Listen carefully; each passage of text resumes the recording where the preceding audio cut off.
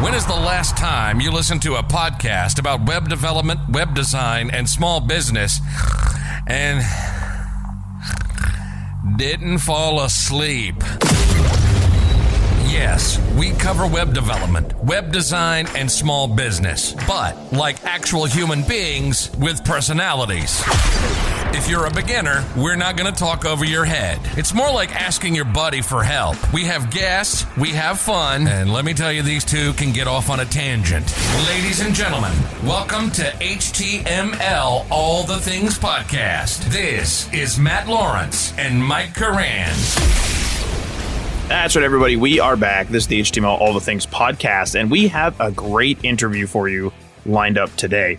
This interview is going to be all about the job market. It's going to be about community. It's going to be hopefully something that you can use to help navigate what I'm going to call a wasteland of a job market that we have as of recording here in the summer of 2025. If you're listening to this in the future, hopefully the job market is way better for developers. But I mean, no one can tell the future. We'll see what happens when it happens. And just before we jump into the details of this interview and then to the interview itself, I just want to remind you that we are powered by Code Rabbit. Code Rabbit, you can get some top tier AI code reviews and you can get a 14-day free trial. You can go check it out, coderabbit.ai. Again, 14-day free trial, no credit card required, and you can get a 2-click sign up with a GitHub or GitLab account. Go check it out. And if you click the link in the show description or click the link in the show notes for this episode, it will let them know that we sent you. It is not an affiliate link. It's just letting them know that we sent you. So if this sounds interesting to you and you want to support the show, you can go and check us out on that Patreon, leave a review or rating on your podcast app, join us in our Discord server, or share this with your friends. And in the interview that will be airing today, I had the pleasure of speaking with Taylor Desseyn to discuss his involvement in the developer job space. He is currently the VP of Global Community at Torc, a talent platform that helps top-tier developers get jobs at companies quickly and efficiently. Today, we'll discuss everything from the currently challenging job market through the importance of community. If you're looking to land a developer job, you will not want to miss this one. So let's cut to that interview right now. Alrighty, everybody, we have Taylor on the line here. And before we jump into this loaded episode, Taylor, what's up? What's going on? And how's it going? Man, it's good. It's great. It's a dreary day outside here in Nashville, Tennessee. I've been on so many leadership meetings this morning where I just have to sit and listen. So I'm excited to yap it up with you and chit chat for the next hour. Yeah, for sure. For sure. We were talking about just how much of a party animal you are, too, right before the show there. False. False. If my wife ever hears this, she will die laughing because I'm the most introverted, extroverted probably person there is. Fair enough. I do hear a lot of that for people in our business where it's like they maybe like are introverted personally, but they'll try to be extroverted sort of like professionally for the meetings and the events and things. But then they're just like, okay, I'm going to go read a book, you know? Yeah. I mean, listen, I heard Elise Myers, she got really big on TikTok over COVID and Elise Myers is a great follow. And she coined the term social sprinter. Okay. And I was like, wait, I love that. So I'm a social sprinter. Running as fast as you can into the social stuff until the battery dies, and then listen. I mean, listen. At the end of the day, it's funny. I was watching a clip on TikTok today. It was a podcast, of course, podcast clip, and the guy was basically saying he was like, you kind of have to play a character, like if you are out in public, my entire life is online, like you kind of have to be engaging, and you kind of have to play the character. Like at the end of the day, the person who I am here.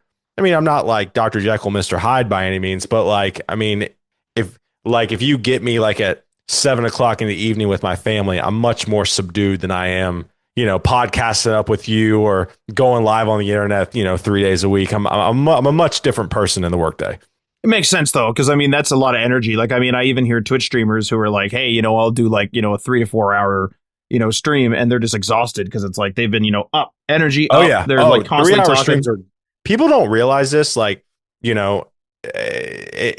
community building and always being online and doing these streams, like it's exhausting. Like I've been in leadership meetings and I haven't been talking that much, but even just being actively engaged for those is exhausting, let alone like running your mouth for 3 hours and having to be on. Like it's definitely a marathon sport. Yeah, for sure. Because even if even if you're at like a party or like at a friend's house or whatever, and you're just chatting, it's much more low key naturally. Not everyone's like, hey guys, what are we doing tonight? It's not as high energy, upbeat. Yep. Well, I think we'll dive into sort of the questions and the topics, the meat and potatoes, if you will, of this episode. And I'll just start off right here. So, I've checked out your LinkedIn profile and your link tree, and right away I can tell that you're into the developer job and community space with Torc, your podcast, etc. So can you give the audience a summary of what you do and why, and how does the current job market affect your day-to-day?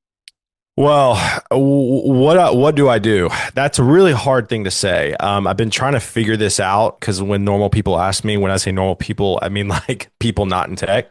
They're like, what do you do? I'm like the closest thing you can get to a professional mascot. I'm online. I'm helping build community for Torc. I'm sure we'll get into that.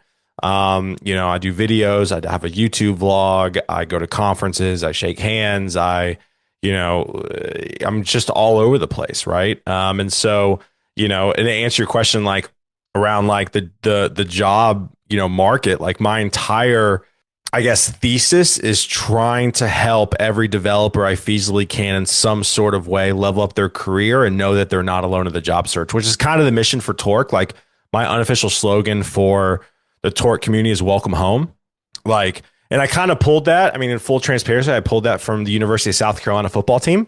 Whenever I went to the University of South Carolina, and whenever our football team signs a high school kid, they always say welcome home.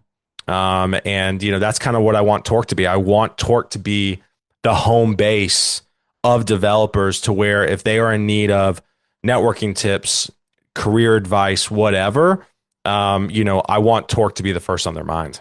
That's great. Yeah. Like I know that a lot of developers out there, especially if they're self-taught, which I'm sure you see, it's very like lonesome, weirdly. Like it's like, yeah, like they're looking on Stack Overflow, talking to ChatGPT these days, I guess, Cursor and all these other tools, but it's very lonesome. And like Mike, like my co-host, like him and I will like have big conversations about that, where people, like they're not even using like Git and stuff, like the more technical things like the version control and stuff like that come with team building, but they're also just like not getting any interaction with anybody really. Like they're just sort of like coding alone on these projects and being like, okay, like I'll put this out on my personal portfolio website, but they're not like having those like normal like team building or like chatting kind of conversations with anybody. Yeah. I mean, I think, listen, I've been through. It was funny. I started this community building, kind of this being like a guide for people back when I was at Vaco in 2020. And at that time, I had not gone through a job search, really. I mean, I was at Vaco for 11 years. So like I literally went through the job search as a new grad out of college, and that was it. So I was out here talking about the job search with really not having gone through the job search. And so now, since then, I've gone through a job search twice. And so it really is kind of, I would say I even am more passionate now because I was on the job search as an adult, you could say, and I know how isolating it is. I mean, you get laid off, and you feel like you did something wrong, or you feel like I've talked to some people, they feel like a failure. Like I went live with the developer Jasmine Vo this week, and she said she felt like a failure, even though the startup she was a part of failed, and she wasn't even the founder, right? And so she felt like she failed. So. Yeah, I mean, again, I think a lot of people just need. I think we as humans need community. I think we are meant for community, and so whatever I can do to help give back to the developer community as a whole is really my mission statement. Well, you mentioned their layoffs. You mentioned that startup that had failed. Like, do you think that has your job really been affected by the current job market? Like, it's pretty tough out there right now. You got wages dropping, a lot of people applying for single positions. So lots of competition, of course. We're well past that sort of like hiring spree that COVID brought along, certainly. Yeah. And like we're into sort of like the layoff era. Like Microsoft, not all developers, but Microsoft just had a huge layoff across their gaming division and other corporate divisions and all sorts of things. And so obviously that sense of community is really important, but do you find your job to be like any different or even like more important now in the current landscape? Yeah, I mean, I said this in January. I said, I think the community role is going to be, probably the hottest skill set next 3 to 5 years. And I would say it's even being expedited now. Now, granted, these salaries are for San Francisco, but it's still pretty substantial. I mean, Notion posted a head of community role for $300,000. Anthropic just posted a head of community for $450,000. So, I think what people are realizing in this market is that to really get people invested in your product or your service or whatever you do, I think people need to be met where they're at. So I think this market has kind of put a fire on the community side. For me, I've been really fortunate. Both jobs I've gotten over the last really 2 years have been directly out of my network, right? And so, I've built my entire career off the back of meeting people, right? I mean, when I was a traditional recruiter, and what people don't realize is most agency recruiters, so the agencies are like the Robert Halfs, the Tech Systems, the Vacos, and even Ronstadt, who I work for. Ronstadt's an overarching umbrella company. Like, we're a staffing agency. And so my entire role was to meet 15 new people a week.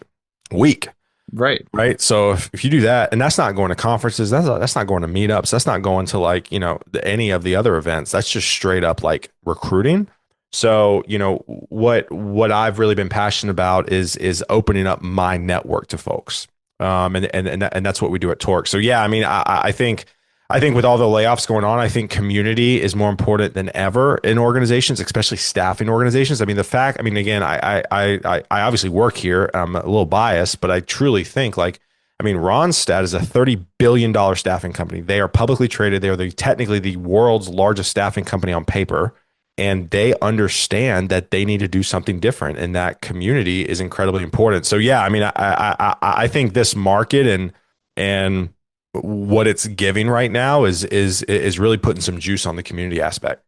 For sure, because I mean, a lot of people, especially if they're laid off, and with tech, it's like so malleable. I'm sure you notice, like, it's like if somebody is trained as a web developer, it wouldn't be crazy for them to become like head of community or like DevRel or whatever. DevRel, with like depending on like their, I don't know what you call them, co-skills or something like that. Because we were talking to the CEO of Scrimba, and he was saying how a lot of people now are leveraging their like past experience. Like, I think he was talking about an individual who was like, a hotel manager or something like that, became a developer, and then it's like, oh hey, like now you're maybe a developer for, I forget who it was, but it's like, developer for like, Holiday Inn or whatever it is. Like, that's like a great like cross thing. And so like community is like kind of a way to like kind of bring out those like cross things, right? Because if someone asks a question like, hey, like I've never worked on like a tea time booking software, like, how do we do this? And it's like, oh hey, like I was, semi-pro or something golf, but I'm a developer now. It's like, so now it's like, oh, okay, that's a great connection, because that person gets the UX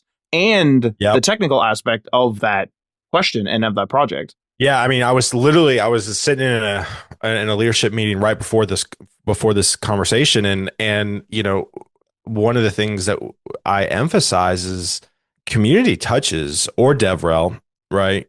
Community touches almost every aspect of the business, right? So like in my perspective, like we touch sales, we touch product, we touch engineering, and we touch marketing. Right. I mean, like we are, and that's why, community, people, again, I joke about me being a professional mascot and yap all day, but man, it is a very intricate role, and it's very hard to hire for. Like when I interviewed for Torc, I mean, I was told by my boss that, I jumped ahead of a few traditional DevRel people. And I'm going to go out on a limb here, and there's a little bit of a hot take. I don't think any DevRel person would have succeeded in this role because they don't know the staffing business. Right. Okay. Right. So like now, that goes towards me in software, right? Now, if you put me for community for a software product that deals with recruiting, probably I'll be able to make it happen.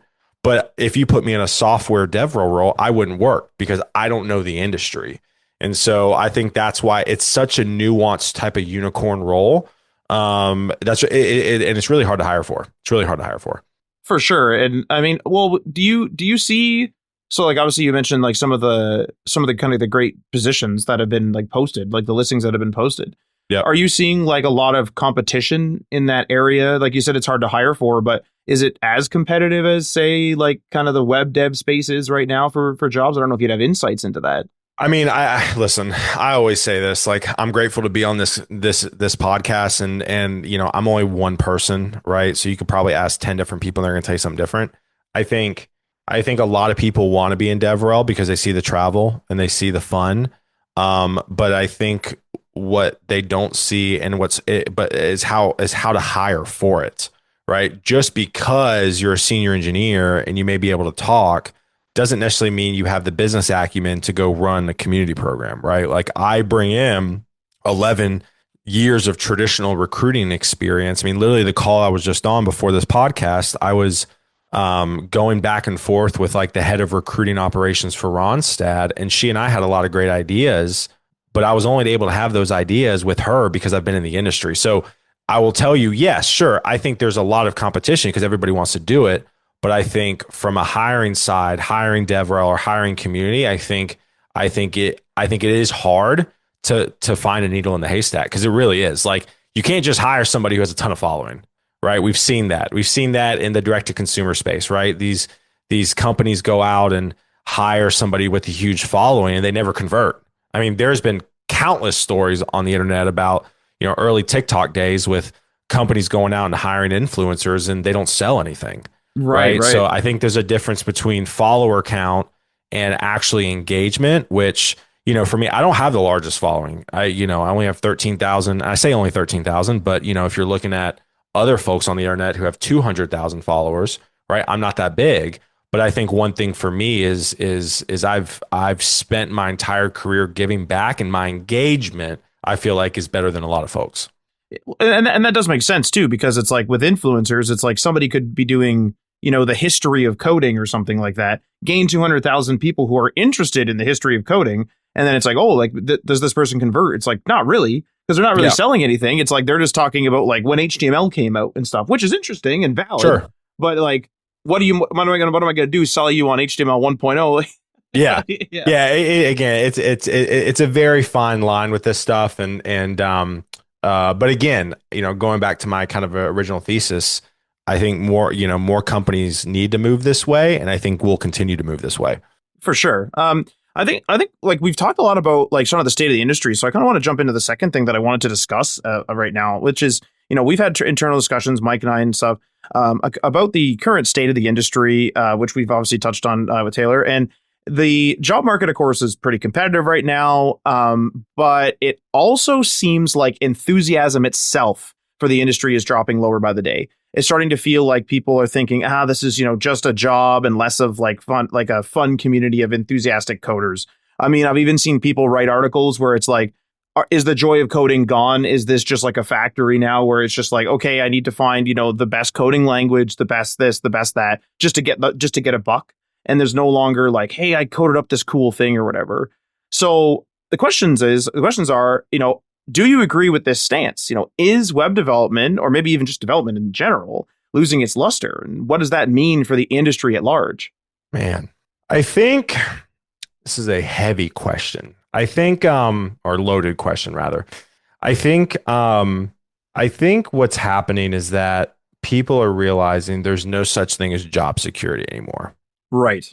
And I think that bothers people, which is understandable, right? Sure. I think, you're not going to stay at the company for 50 years, get your pension, get the gold watch, and retire. You're just not, right? And I think we as humans are, again, I think it's human nature to want something that's more than just coding, right? Like I think humans want to be. I think we are wired to have a larger mission statement. And so, yeah, I think the layoffs have soured a lot of people's minds. I think there's not a lot of brand loyalty anymore. I think a lot of it right now, people are like, oh, I just want a job or just need a job. But I think what's exciting right now is I think, I had someone text me today. Not going to say where this person's from. He works at a very large company and everybody knows of. But he said AI isn't hype. Anyone who says it is just doesn't know how to fully use it. I don't think it replaces us, but I do believe the next big coding language is English. Oh, interesting. And I think that's an interesting statement, because I think now more than ever, I mean, you see it on X all the time, depending on your algorithm. Mine's pretty focused on like founder stuff. Like you see these kids like vibe code up a product and, immediately get investment or, really kind of break into a scene pretty quickly. I think what's happening now is I believe there's going to be a shift. And what that shift is that I think now if individuals have an idea, I think they can now iterate on it pretty quickly and produce a company out of thin air. And I think what's going to start happening is I think the days of staying at a company, especially Fang, like I feel like Fang with all the layoffs has been incredibly soured. Like, I think 7 years ago, you ask any engineer, where do you want to work? They're going to say Fang. 100%. I don't think that's the case anymore. I think they just want to work for a company who's doing really cool things, who has value. And I think you're going to start seeing those pop up because you're going to have people who are at these FANG companies who got laid off, who don't want to go back into a job anymore, who want to take their skill set and iterate on that and start a business.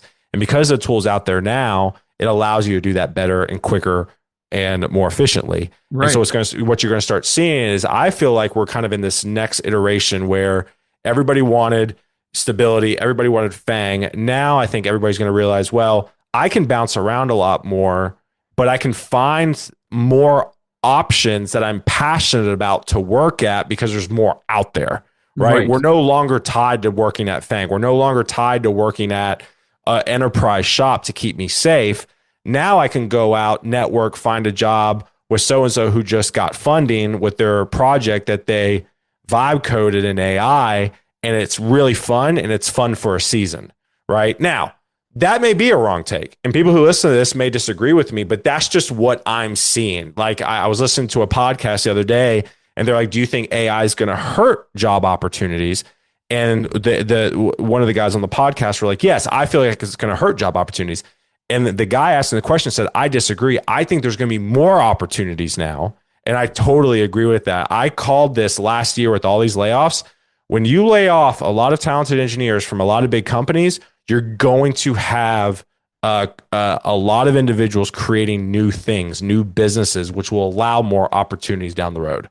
It's almost like a new think tank where, yes. because especially 100%. If they were on the same team and they're like, hey, Bill, we used to work the other 5 years at Microsoft or whatever. Why don't we try to build that idea we were talking about? Exactly. Yeah. And so I think there's, I think the taintedness comes in from the layoffs, but I think give it another year or two, and I think people are going to be more excited with how much creation is coming into the internet wave, especially from the development perspective. Well, what's super interesting about like the vibe coding side of things too is, like you were saying, like, some people think it's a bad idea or whatever. And I think as developers, a lot of us laugh when somebody, Sure. they vibe coded something and it's like, oh, that's stupid, or, oh, look, haha, like it went down because it was rate limited, or, whatever. Yeah. But at the same time, it's kind of like, weren't the people that were using the first computers laughed at, where it's like, why are you like messing around with the stuff on that screen? The very first stuff, DOS, probably prior to that as well. It's like, why are we what's the point? No one's going to use those things. And now it's like, well, I have basically a supercomputer, relatively speaking, in my pocket. Yeah. Like at all times. I'm in front of one right now. There's one behind me, there's computers everywhere. And so it's like, is this really, like, is vibe coding, and you're right, like, is English language really going to be the next, like, sort of powerful coding language? Like, it is an interesting take for sure. Yeah, and I think even prime example today, like I got pushed some ad. I finally got an ad on YouTube that actually worked. But I don't know if you've heard of Base 44. No. It's like some sort of AI thing where, like, you can basically, for people like me who are dummies, can literally just plain text something. So I'm literally creating my own website, and all I'm doing is saying, hey, I need a website. It literally spit out a sample website, and now I'm going in and changing everything I want in plain English. Like, that was not possible 5 years ago. No, definitely not. I was selling, because Mike and I run an agency. I was selling sites like that. Right. And so for me, I go back again. I am glass half full, and people may listen to this and disagree with me, and that's fine. But for me, I just think there is going to be a wave coming of new iterations, new companies, new everything. And I put this post out the other day, and I had some developers agree with me. So that means I was on the right path here. I feel like AI right now, and when I say AI, I mean like what we call it, generative AI, which is like just the the tools out there. I feel like where we're at right now is like when React came on the scene, right? Mind you, I've been recruiting since 2011. I've seen the entire progression of the internet. I was recruiting when .NET MVC came out. Like, I remember recruiting .NET web forms, and then when MVC came out, like that was that was big. Like every company was like, you have to have MVC, and then no one had MVC, right? Or like I was recruiting VB.NET developers, and then like C# really made a push, right? I was like, well, do you have C#, right? So so that was like kind of one shift I saw. The next shift I saw was like when cloud came on the scene, right? When like I'll never forget, I'm still kicking myself to this day. I went to my lead at Vaco and I was like, we should start an Azure practice. I said, I think this is going to be big. We never did. Oh, okay. Yeah. Right. And then the next wave was when React came out, React and Angular, right? Oh my gosh. Like everybody wanted React. Everybody, you could spell React and get a job. I feel like now we're in the AI trend, right? Where like, hey, like it's early. If you have it, great. I think you can probably separate yourself. So again, it's just waves that I've seen in the internet over the 15 years, 14 years of me recruiting, and we're just in another wave right now. Well, what's interesting about that is like I listened to another podcast. I don't remember exactly which one, but somebody was going through sort of the numbers of like you were saying, kind of like job trends. And he was doing sort of like a big overview where it's sort of like, most people were farmers, then they went to the factories, and the factories were automated, then they went to here. Really broad strokes. Broad strokes. But I mean, what he was trying to get to is because people were afraid of the job opportunities drying up due to AI. And then he was saying like, well, everyone was afraid of the robots at the factories and we don't have mass unemployment now. So he's like, everyone's afraid of the AI, but I mean, maybe the current job opportunities, like in their exact form today might go away. But he's like, what about the job opportunities that come from AI? Exactly. I think we're just entering into a new wave. I feel like also AI, I've talked about this before. I feel like AI has gotten a bad reputation, bad marketing. I'm big on marketing and branding and all that. And AI, unfortunately, came onto the scene as layoffs were happening because of the overhiring in 2021 and 2022. Right. Bad so timing. We get it. We're getting it confused. AI is taking jobs. AI is not taking jobs. I've not talked to one developer. It's like, I have been replaced by AI, right? What's happened is that we are still dealing, especially on the enterprise side, specifically FANG. When I say enterprise, Fortune 100, even Fortune 50, they overhired. Right. I mean, way overhired. And I still think we're still feeling the effects of that. The problem is AI is out now.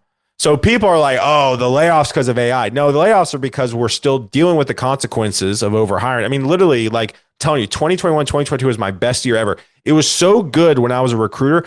I started my own division within a division because I was doing so well. And that had never happened at Vaco. Like some recruiter had never started their own division within a division. That never happened. And I did it because business was so good, because companies were just high. I mean, I was working. I mean, it was crazy. We did like 3 or 4 million in revenue in 1 year, and then it all went away and I got laid off.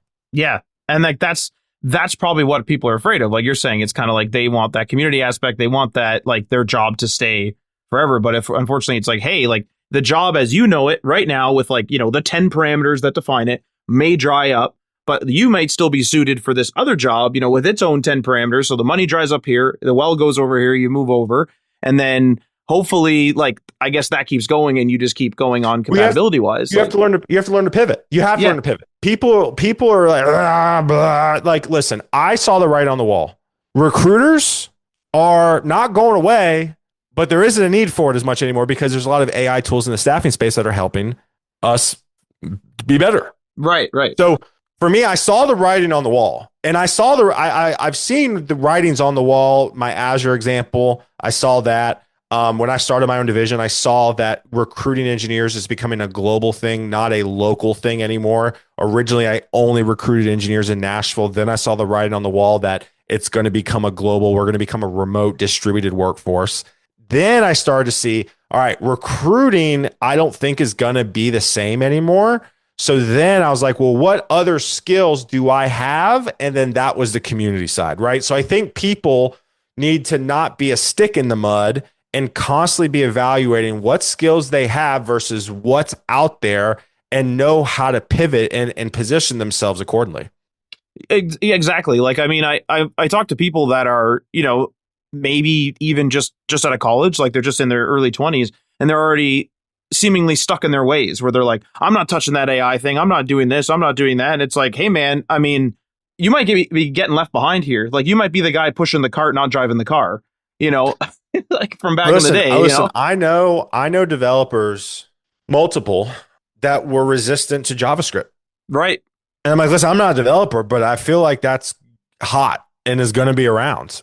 And I have seen some of those folks really struggle to consistently maintain employment because they were like, well, I'm only going to keep doing what I'm doing here. And I was like, I just don't think that's a smart idea. So again, I feel like, the only thing that is consistent is change.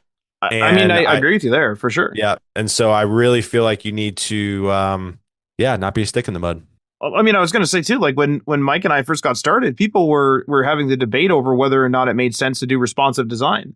Yeah. It was back in the era of like, mobile.mywebsite.com. Yep. I remember that. And now it's just like responsive design is just like not even mentioned. It's just expected.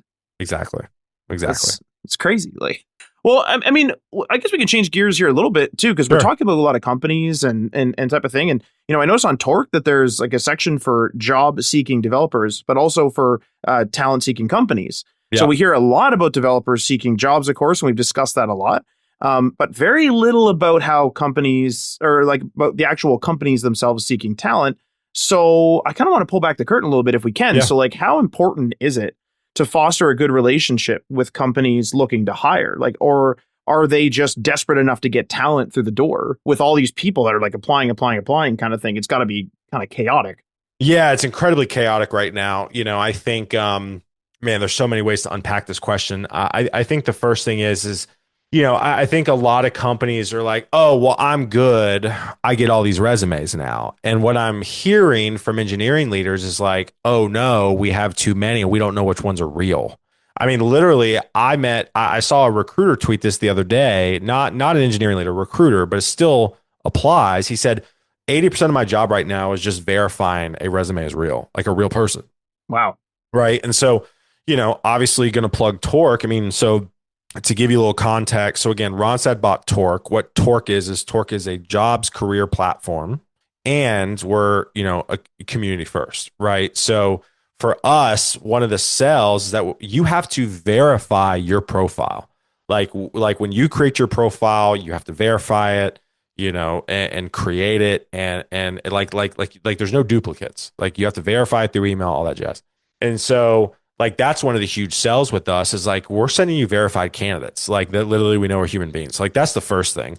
And what I'm telling my engineering leader friends is like, listen, like I don't care if you use me or another staffing company, but you need to use us now, I think more than ever, because there's so much garbage out there. I mean, literally I was talking to one of my engineering leader friends and she said she got 2,000 resumes for one job. Like, how do you sift through all that? Like as a job seeker, you're not going to get seen. How's that fair to the job seeker? And so that's why for me, I feel like listen, I'm a big fan of using anybody that works, right? Yeah. Would I love for you to join the Torc platform? Sure. I'm sure we'll link it in the show notes and all that jazz. Sure. We'd love to have you in our Discord, which we'll link as well. But for me, like, I think it's more important to have somebody advocating for you in this market because otherwise, you're trying to go up against a sea of 2,000 resumes in a job posting. It's just a disaster. And how many of those, like you said, how many of those are real? But I mean, how many of those are literally people spamming it? Like it is a real person, but they're spamming, like please, please hire me kind of thing. Yeah, I mean, there's companies out there that literally are like bots that submit your resume to any job that even says the word JavaScript. Oh, right. So it's just like, I mean, it just is it's just an utter mess right now. And I think companies listening to this, hiring managers, engineering leaders, like, I know it costs money to use us. I mean, we're not cheap. I understand that. But man, being in a hiring seat now, like I use a vendor. I don't even I go to my community first. Do I know anybody in my community? Then I immediately go to my vendor. I don't post a job. Okay. Yeah. I mean, it makes sense. Because you don't want to be sifted through. I don't have time. No. And like now is like I like being in a true leadership role really for the first time in my career. I obviously had inflated titles at Vaco, but at the end of the day, I still had to produce on by myself. Now being in true leadership, I don't know why everybody doesn't use a vendor. because it literally, I literally do not have time. Like the thought of having to sift through 1,000 resumes right now gives me so much anxiety. So yeah, I mean, again, like, and I've talked with a lot of engineering leaders. I have a group text that I have like 20 engineering leaders on that I kind of bounce questions off of them. And one of the questions I asked them, I was like, hey, when you guys post jobs, like, what does it look like? Like, where do you post them to? The majority of the folks in my group chat said we usually post to our career page. That's it. And then we tap into our network first. I mean, it makes sense because the network is at least going to be people that they actually know are real or have a job or have some sort of reputation. Yeah, that's associated with it. How much does AI infiltrate this other side of things? Like obviously, like AI is as infiltrated and is mass applying things like that. I'm sure generating resumes. I'm sure generating cover letters, things like that. But because you guys have such a volume, like obviously you have like a process, the kind of thing like we kind of discussed. But is AI infiltrating that a lot? So, I mean, listen, our platform is AI based. We have an AI team. Our head of product, Ken Collins, shout out Ken. He's great. He's super smart. One of those guys that like never shuts up about AI. I love him to death. And he, we are building a platform to where it sources candidates faster for the recruiters to use, right? So the majority of the bottleneck in recruiting is, hey, I have a Java role. I need to go out and find a Java developer somewhere with these skills. That takes 2 to 3 days. If your recruiting team's not great, it could take a week or two. I mean, by that point, you're already behind the 8 ball. So we're building our platform with Torc is allowing Randstad recruiters at scale to be able to say, hey, I need a Java developer with AWS, Node, React, enter. And then we have 2 million engineers on our platform right now. I literally had to present that this morning. So we just passed the 2 million mark. And so then you press this button and then it just sends you all the profiles. Now, what's really cool with what we're building, I'm really excited about, is we are actually incentivizing our community to be active. So there's going to be our new platform is going to be dropping here soon. I'd say in the next, next probably 2 or 3 months.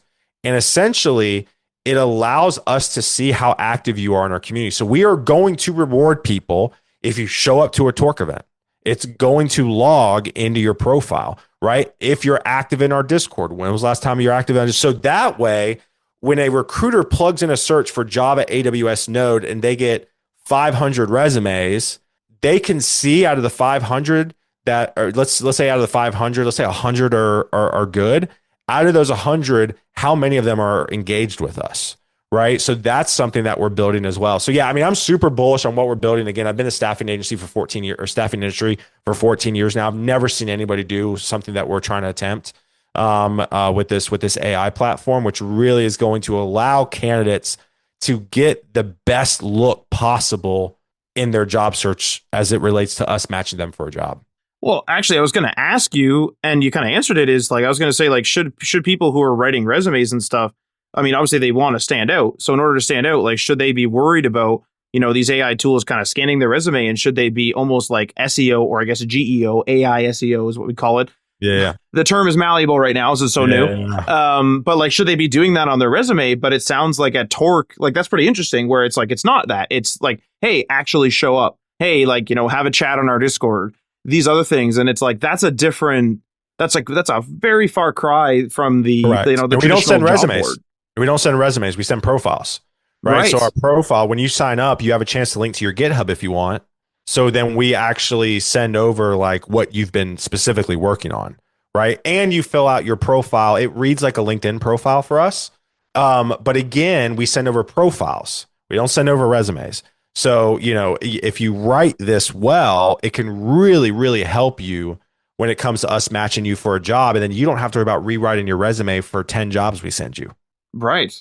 Well, because I remember I want to say like 10 years ago or something, well, probably longer, but way back, way before the thing I was about to say is like, Monster hit the scene, right? Monster was like the big, like, hey, post your resume online, get a job online, whatever. And then I felt like, and I haven't been like in the hiring pool for a while, so like I'm probably missing some steps, but it's like I felt like Indeed kind of like made it faster, right? Where they're like, hey, have a profile, have this and that. And now Indeed almost feels a little bit dated because it's like you said, like the only consistency has changed. Like it's really. Yeah, listen, I'm just gonna call what it is. We are trying to take on LinkedIn and Indeed. I mean, like our new platform redesign, I've been in meetings. I actually have a meeting literally with our head of product at 2 o'clock, right? Literally right after this call, this conversation about like, again, like I'm heavily involved in product, and helping like what the developer wants to see. I mean, like we're going to have like a career hub where like you can like get resources and one pagers on how to level up your experience. And there's going to be an opportunity like, our platform is kind of going to be like LinkedIn, less social media focused, more like, I don't know if you remember Polywork kind of popped in the scene a while ago.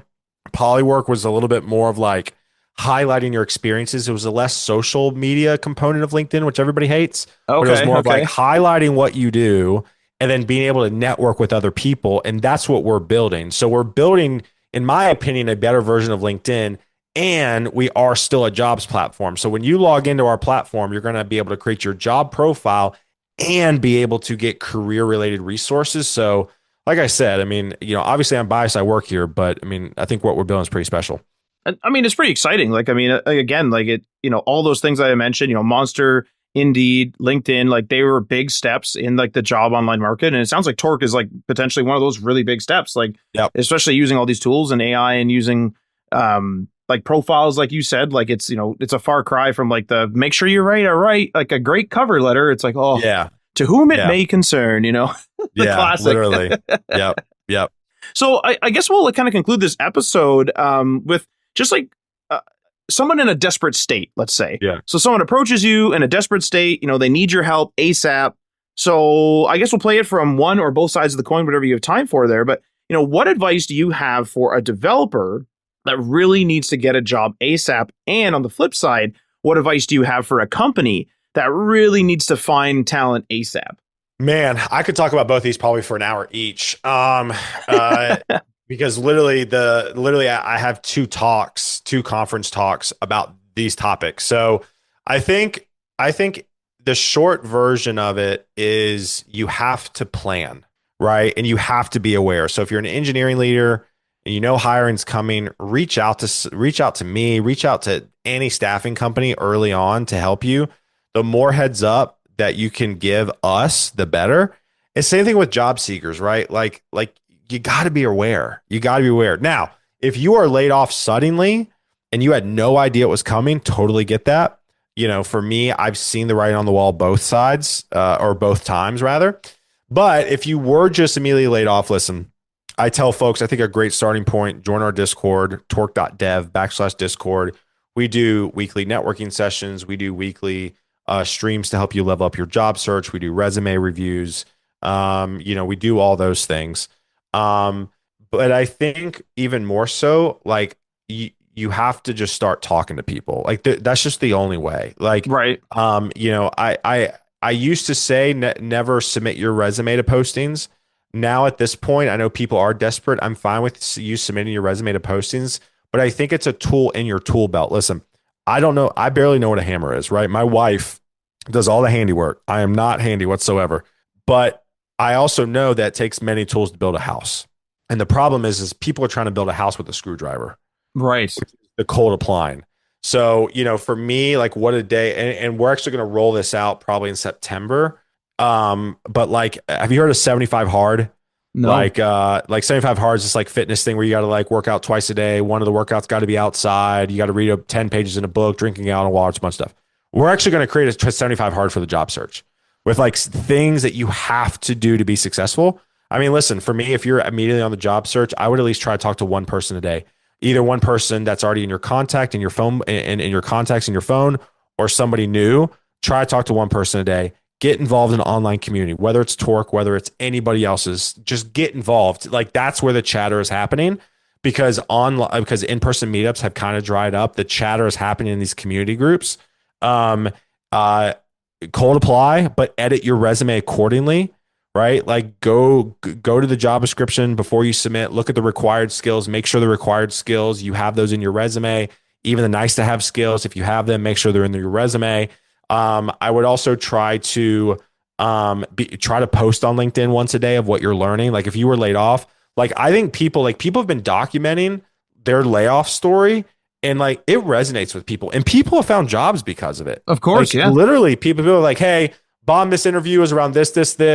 And I mean, people have told me, like, I've had companies, hiring managers, like, see my post because one person liked it. Like LinkedIn is an incredibly powerful tool. Yes, there's a lot of junk on it. I understand. There's a lot of junk everywhere. There's a lot of junk on Facebook, but my mom loves it, right? So like you have to filter through the junk to find what you want. And I truly think, I mean, not I truly think, I know LinkedIn is the only place where you can go and DM any hiring manager at any company you wanted to work for and potentially have a conversation that day.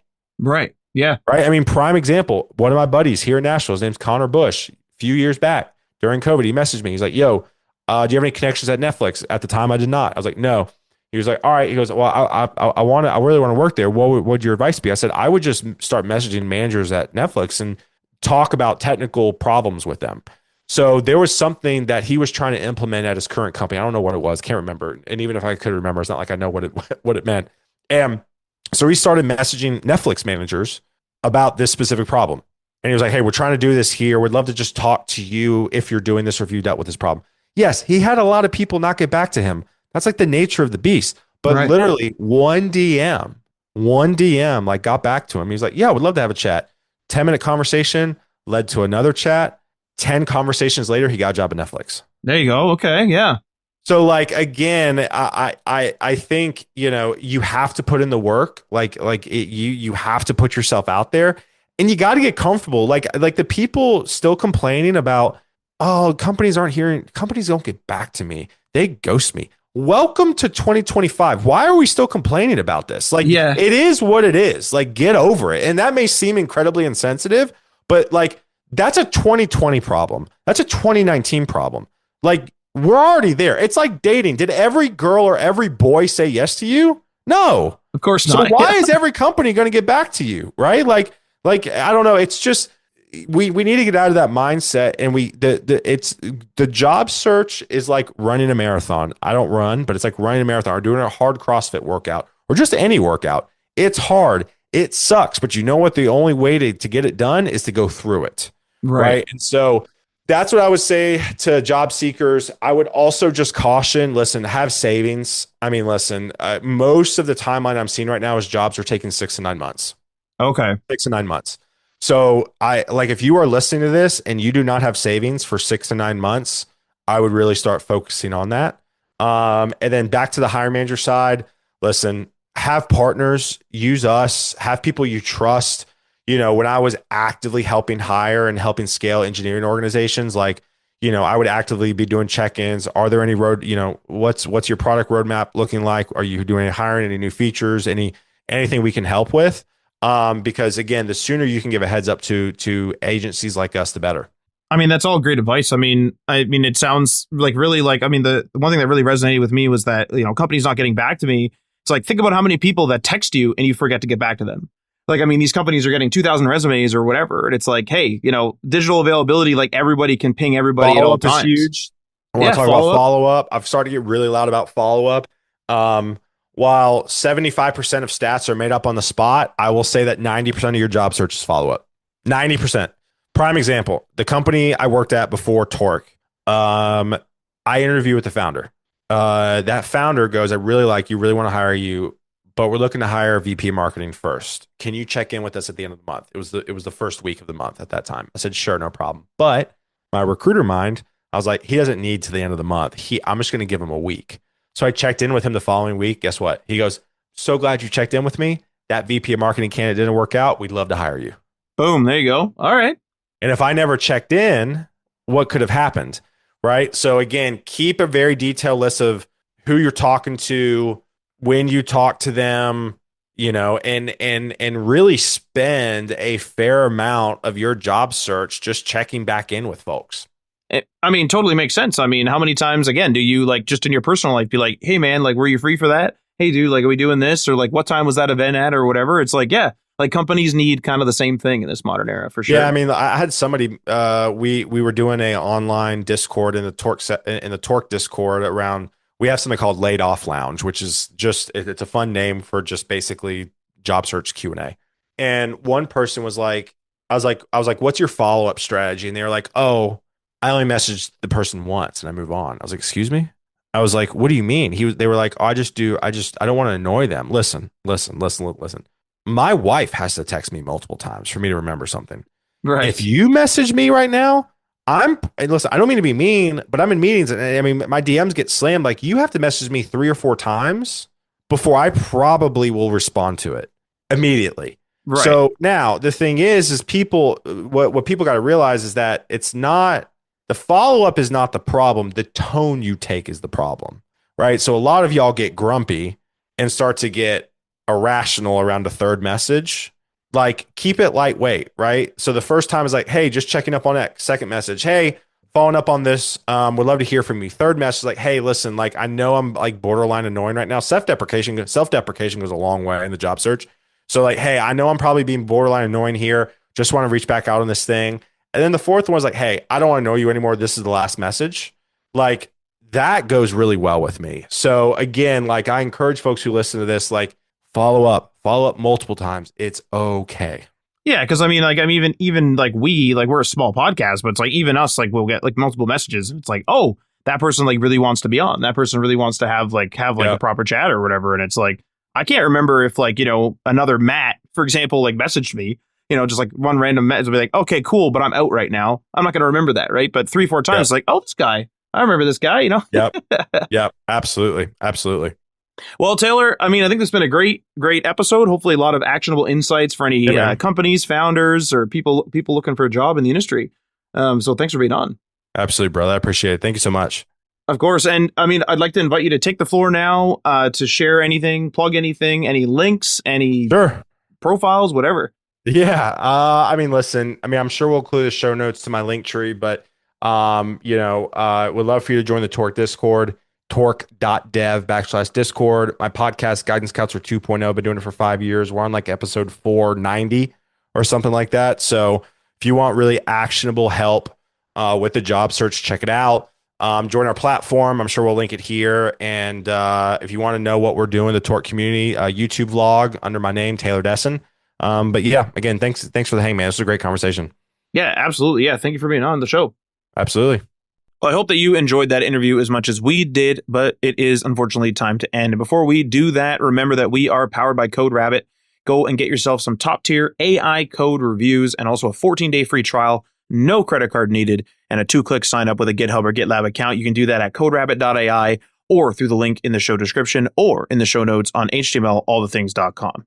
And many thanks to our $3 tier patrons. You can become a patron yourself if you'd like. Patreon.com/htmlallthethings if you'd like to support episodes like this. And the $3 tier patrons are Tim for the Web Hacker at thewebhacker.com, Jason from Geek Life Radio via geekliferadio.com, Garrett Segal, Level Up Financial Planning via www.levelupfinancialplanning.com, Magnus from YesWeb via yesweb.se, Syntaxify from the HTML All the Things Discord server, and Stacy Mosteler from the website swoonworthydesigns.com.